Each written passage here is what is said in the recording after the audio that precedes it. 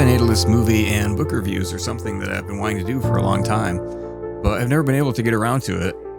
I'm not sure how some movie review channels get away with essentially showing the entire film and not getting their videos shut down, but they manage somehow. It is supposed to be legal to show short clips from film and television for the sake of commentary under fair use guidelines, but in the end, if you can't afford to take on $1 billion corporation and take them to court, then they're going to win automatically. So I'm not even going to chance it by showing a single clip or playing even a single line of dialogue from the film. I'll just show still frames and quote the dialogue myself if I have to. CODA, C-O-D-A, stands for Child of Deaf Adults, but also refers to a musical story theme in the movie. It won Best Picture for the year 2021 at the Academy Awards and received widespread universal critical acclaim. It is notable for being the first TV movie to win Best Picture at the Oscars.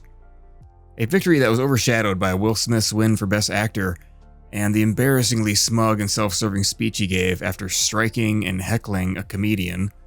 Also significant was a Best Supporting Actor trophy for Troy Kotsur, who was the first deaf actor to receive the award. I was probably one of only 10 or so people in the US who actually still watched the Oscars. Something I always looked forward to watching with my mom. She was into films and music, and maybe that's why I am as well. But this year's was so bad that I think they lost me for good. Besides one millionaire actor violently assaulting another, and then being allowed to stay in the building and win an award, there was so much other offensive shit that nobody should tune in again. I usually look forward to a dignified and touching tribute to all of the filmmaking talent who died in the past year. But on this year's Oscars, they decided to have people singing and dancing in front of the images and names of dead people. It was totally tasteless and out of touch with reality. It used to be a fun dream of receiving an Oscar and vicariously living through those who do, but now it just doesn't mean much anymore. If they're going to just give them to criminals like Roman Polanski and Will Smith. I thought that CODA deserved a video review because the antinatalist take is going to be far different than the mainstream critical consensus. Not only was my written review on IMDb downvoted straight to hell, it was later removed without any mention of why. So there is no reason to write reviews for that site. Any easily offended user can flag them, and they can be deleted without any notice or appeal. I assume that whomever flagged the review was a breeder or a meat eater because I was critical of both sadistic hobbies. This movie and its universal praise really showcase the deepness of the natalist delusion and the deaf culture delusion. It's more than Pollyannism, it's moral blindness, because they refuse to feel any guilt or shame for what they've done, and they'll actively try to suppress any opinion that says that they should. Family in this movie is viewed as sympathetic and honorable underdogs, yet they are really selfish, evil, and sadistic. Only a deluded person could not see this. By the way, this is going to be a spoiler-filled review. I don't feel like I can offer a worthwhile critique without explaining the plot of the film. But as you may have guessed, I'm giving it a thumbs down, so that means I don't recommend watching it. CODA is written and directed by American Sian Heder and is a remake of a 2014 French-Belgian film, La Famille Bélier. Protagonist Ruby is an attractive 17-year-old girl with an incredible singing voice. She is played by English actress Emilia Jones. They try to go for the classic ugly duckling trope here, but when your ugly duckling is actually super hot, dressing her in a potato sack still isn't going to hide the fact that she's super hot. She is the only member of her family of 4 that can speak or hear. Her mother, father, and brother are all deaf mutes. She mentions that she has a hard time learning to speak as a child because of her parents' disability. The mother does not work. The income is generated entirely by the family fishing business. The dad uses his 2 kids as slave labor rather than hiring employees. It is made very clear throughout the film that the parents feel no guilt whatsoever for their kids' hardships. In fact, their attitude is just the opposite. Ruby, the daughter, is made to feel guilty when she complains about how the other kids make fun of her for always smelling like fish, and how she has to do all of the communicating for the family. So not only is she a fisherman, or fisherwoman, I should say, who works without pay, she's also a full-time translator. When it is proposed that the father hire new people for his boat, he constantly scoffs at the idea as it would impact his bottom line. Other indignities for this girl follow, and the film clearly wants the viewer to be on the parents' side. For example, the first time she brings a boy over to practice their singing, she is horrified to hear her parents fucking in the next room. So they don't talk at all during the movie, but when they fuck, they're loud and vocal for some reason. Making things worse, she flips the lights on and off to communicate to them that she is home and has a guest over. Then, making it more awkward, the parents put on robes and talk to the kids. It's supposed to be a funny scene. Haha. They just don't give a shit about their daughter's life at all. And this is after it is relayed to us that the father has a fungal infection of the groin and shouldn't be having sex for 2 weeks because he could give it to his spouse, but he doesn't care. The big conflict of the story is the family fishing business, so let's dive into that for a minute. The way that they make their money is horrific and barbaric. They cast wide nets into the ocean, pulling up any sea life they can catch, like fish of course, but also crabs and other beings who were just minding their own business when these assholes came along. The fish are cruelly left to suffocate and die out of water. The dad uses a stick with a nail driven through it to move fish from one box to another. So if they're still alive, they get to experience the feeling of a piece of metal being driven through them. Even more undignified, the dad instructs the daughter to step on the fish, alive or dead, so they can cram more into some buckets. For some reason, I couldn't find any information from PETA or the Humane Society about the treatment of animals in this film. I think that part of the reason is because fish are so marginalized in our culture that they are considered to be beneath consideration. They're basically viewed as plants, not as the sensitive feeling beings that they are. Fish, like the cast of this movie, cannot speak, and therefore asshole humans think it's fine to torture them. I did contact PETA to get a comment on the movie, but have not heard back. If they do write back, I'll mention it in a future video. Upon rewatching it for this review, it does look like at least some of the fish are rubber or plastic props. The business is not doing well. Costs are going up and prices are going down. But more than that, Ruby has been discovered by her chorus teacher to have a voice that's worth mentoring and encouraging, for free I might add. He thinks that she has real and rare talent and deserves to go to college to study music. But then her parents will lose their slave and translator. Oh no! They are against her going to college. Very against it. Because of her fishing and translating duties, she is constantly late for her tutoring sessions and nearly loses her valuable mentor. There is a scene where she makes the quote-unquote selfish decision to blow off her slavery and spend a day with her duet partner who is slowly turning into her boyfriend. The viewer is meant to think that she is a terrible daughter for doing this, because without their translator, the dad and brother end up in waters where they weren't supposed to be fishing, and they get boarded by the Coast Guard. They aren't even aware that they've been boarded until one of the Coast Guard physically touches them. Because being deaf, they couldn't hear the sirens or megaphone.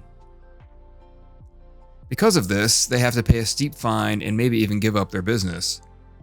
Clearly, they shouldn't be doing this profession as deaf mutes. It's just too dangerous. So they need their translator slave more than ever, but she wants to pursue her own career and live her own life.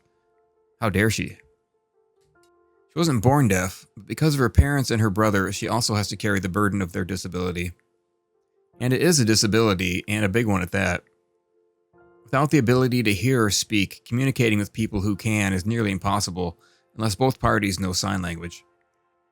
This comes up in the most horrific and unconscionable scene in the movie for an antinatalist. Ruby's mom talks to her about her birth, and by talking, I mean signing. She says that she knew it was a 50-50 chance or so that her kid would be born deaf, and when she reveals whether or not she wanted her daughter to be deaf or hearing, I thought to myself, well, of course she'd want her daughter to hear, right? She wouldn't want her to have a disability that'd make life so much harder, would she? Certainly not, right? Wrong. In a moment of all-consuming selfishness, she says that she wanted her daughter to be deaf, and her heart sank when she found out that she wasn't. Because her mother, Ruby's grandmother, could hear and speak, and that was something the two of them didn't have in common, you see. Therefore, it's better to take away her kid's chance for a future, take away her ability to communicate with other humans, take away her ability to ever hear music, a human voice, or even sounds that could save her life in the future, in addition to her ability to speak, to sing, to make her voice heard. Take all of that away just because she selfishly thought that she was creating a best friend for herself when she procreated. I just could not believe what I was reading. That's another thing deaf people have to do is read subtitles. The sign language in the film is subtitled. I described the parents in this movie as evil sadists, and I think that saying that is why my review on IMDb got flagged and deleted, even though what I just said is the honest truth. This really shows the difference between an antinatalist and a normal person. They are so deluded that they think imposing deafness, never mind all of the other tragic misfortunes on someone else, isn't just acceptable, it's good. I don't think it's rational or should be legal for people with genetic disabilities to procreate. It's just too sinister. Now, I will spoil the ending of the movie, or the pseudo-ending. I say that because in drama, you're supposed to have a climax and a denouement, which takes all of the tangled plot threads and untangles them to produce a satisfying climax. But this movie doesn't even do that. We never find out how and if the fishing business will survive. If the writing had been better, we would have gotten a subplot about the dad and brother finding something more fulfilling and less cruel to do for a living. But the solution to this conflict, which is at the core of the film, is never even resolved.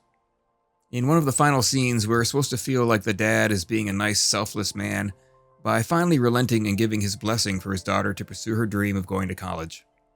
He utters his only word in the film, other than his orgasmic moans, when he says, "Go." Yet how the fishing business is going to survive without her, we don't know. This is a rather large flaw in the movie, having an unresolved ending, so for that alone, it should not have won Best Picture. This movie was actually involved in a bidding war between the major studios and streaming services, with Apple paying the outrageous sum of $25 million for distribution rights, the most ever paid to acquire a film out of the Sundance Film Festival. The movie promotes what is called deaf culture, the idea that deafness is not a disability, but rather a way of life. So that is why the parents feel no guilt about imposing deafness and muteness onto their children. They stubbornly want the world to bend to them, rather than them bending to the larger culture that can speak and hear. Disability rights activists often act like entitled lunatics who, rather than blame their parents for what they have to go through, instead want to blame their culture for not encouraging their disability. They don't want less deaf people suffering from having no hearing. They want more people who can't hear because they want more people like themselves. This is similar to people of a certain racial makeup trying to procreate and encouraging others like them to procreate more people who look like them and share their same culture. The deaf parents in the film are clearly bigoted and resentful of people who can hear and speak. But reverse bigotry is tolerated in our society at the moment. The deaf brother is in a scene where he is made fun of in a bar because he can't talk. And you know going in there's going to be a scene like this to portray the deaf as sympathetic outsiders. They needed to victimize the family, but they did it in the wrong way. The son is clearly a victim, but the movie wants you to blame our culture rather than the parents who put that poor boy in that situation to begin with. Deaf culture is never going to happen because one would have to see it not as a disability, but as something that is no different than speaking another language. The thing is, a French person who moves to the United States can learn English and American culture, but it is impossible for a deaf and mute person to learn to hear and speak. A foreign language speaker can still communicate with other humans and get a job. Job options for deaf and mute people are extremely limited. Expecting everyone else to learn sign language for a small minority of disabled people is never going to happen. Deaf culture is also dead set against technology that can help deaf people hear or speak, like cochlear implants. They actually refer to such devices as cultural genocide. They believe that deaf people shouldn't want to hear or speak. I have always used a 5-star rating system for my movie and book reviews. 5 stars is an instant classic. 4 stars is a very good film with only 1 or 2 flaws. 3 stars is still a recommendation, but it's more of a time killer. 2 stars is a bad film, and 1 star is a miss at all costs. I will also sometimes give a movie 0 stars for being a criminal waste of film. This movie is not that bad. The acting, camera work, lighting, and music are all very good. But I give CODA 1 star for being a simplistic and unoriginal story with a predictable plot that is never even resolved, for encouraging cruelty to animals, glorifying sadistic and insane characters, and for promoting bizarre and unethical movements like deaf culture. I would hope that someday this movie is reevaluated as our own culture grows and starts seeing animals and children as the true victims they are. Thanks for watching.